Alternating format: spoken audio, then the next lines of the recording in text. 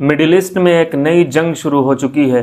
Israel और Iran के बीच तीसरे दिन भी मिसाइल अटैक्स और एयर स्ट्राइक्स जारी हैं। ये कॉन्फ्लिक्ट इतना डेंजरस है कि दुनिया भर में ऑयल प्राइसेस बढ़ा रहा है, फ्लाइट्स कैंसिल हो रही हैं और एक बड़े न्यूक्लियर वॉर का खतरा मंडरा रहा है। आज की वीडियो में हम बात करेंगे इस जंग की असली वजह क्या है और कब तक ये जंग चलेगी और इसका फ्यूचर क्या हो सकता है। ये सब शुरू हुआ 13 जून 2025 को, जब इजराइल ने ईरान के न्यूक्लियर और मिलिट्री साइट्स पर एक बड़ा अटैक किया, जिसे इजराइल ने ऑपरेशन राइजिंग लायन नाम दिया। इजराइल वॉर प्लेन्स और ड्रोन्स ने तेहरान और इस्फहान में 100 से ज़्यादा टारगेट्स को हिट किया। इसमें ईरान के टॉप मिलिट्री कमांडर्स जैसे IRGC chief general Hussein Salami और chief of staff major general Mohammad Bagheri मारे गए। साथ ही 6 न्यूक्लियर साइंटिस्ट भी इस अटैक में मारे गए।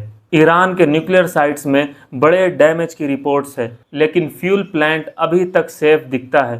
इजराइल का कहना है कि यह अटैक ईरान के न्यूक्लियर प्रोग्राम को रोकने के लिए ज़रूरी था, क्योंकि तेहरान तेज़ी से न्यूक्लियर वेपन बना रहा था।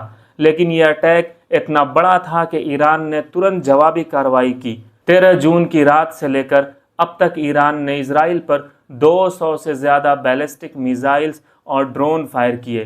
तेल अवीव, हाइफा जैसे शहरों में मिसाइल्स गिरे, जिसमें 14 लोग मारे गए और 380 से ज़्यादा लोग ज़ख्मी हुए।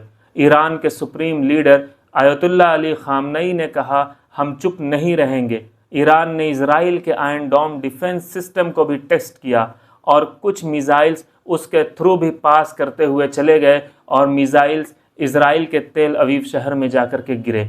ईरान का कहना है कि यह अटैक्स इजरायली एग्रेशन का जवाब है और वो अपने न्यूक्लियर साइट्स पर हमले इंटरनेशनल लॉ का वायलेशन मानता है।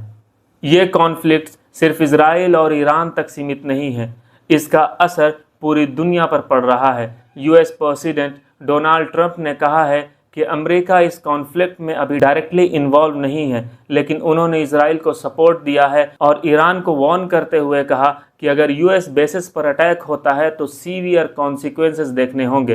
ट्रंप ने यह भी कहा कि वो एक पीस डील करवा सकते हैं, लेकिन संडे को ओमान में US Iran nuclear talks cancel हो गई। ईरान ने यह कहते हुए मना कर दिया कि जब इजराइल रुकेगा तभी हम ही रुकेंगे। G7 लीडर्स जो कनाडा में समिट के लिए जमा हो रहे हैं, ट्रंप पर प्रेशर बना रहे हैं कि US इस कॉन्फ्लिक्ट में इन्वॉल्व न हो।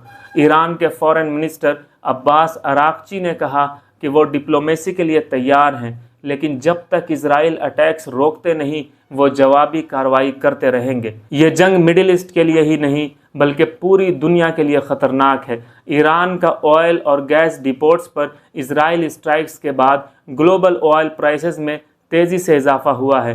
खर्ग आइलैंड, जहां से ईरान का ज़्यादातर ऑयल एक्सपोर्ट होता है, अब ख़तरे में है। अगर ये कॉन्फ्लिक्ट्स स्ट्रेट ऑफ हरमूज तक फैला तो ग्लोबल ट्रेड और एनर्जी सप्लाई चेन पर बड़ा असर होगा। इसके अलावा गज़ा के पैलेस्टीनियंस का कहना है कि यह जंग दुनिया का ध्यान उनकी ह्यूमैनिटेरियन क्राइसिस से हटा रही है। ईरान में 80 से ज़्यादा लोग मारे जा चुके हैं, जबकि इजराइल में 14 डेथ्स रिपोर्ट हैं। क्या यह कॉन्फ्लिक्ट न्यूक्लियर वॉर तक जाएगा या डिप्लोमेसी इसको रोक सकती है? एक्सपर्ट का कहना है कि अगर US डायरेक्टली इन्वॉल्व हुआ तो ये जंग और भी बड़ी हो सकती है। दोस्तों, ये एक ऐसा कॉन्फ्लिक्ट है जो न सिर्फ मिडिल ईस्ट बल्कि पूरी दुनिया को अफेक्ट कर रहा है। आपको क्या लगता है, क्या ये जंग रुक सकती है या नहीं? आप अपनी राय कमेंट करके ज़रूर दीजिएगा।